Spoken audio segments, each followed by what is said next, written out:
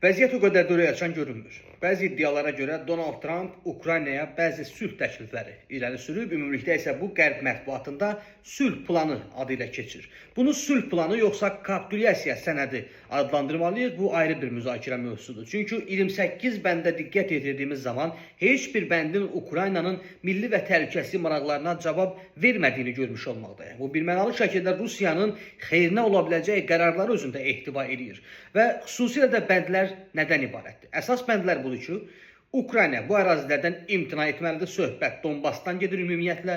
Zaporojye və Xersonun gələcək taleyi sual altında qalır. Ukrayna öz ordusunu yarı və yarıya qədər endirir və bəzi strateji silahlardan ümumiyyətlə imtina edir və digər maraqlı məqamlardan biri də budur ki, Rus dili ölkədə ikinci dil statusuna yiyələnir.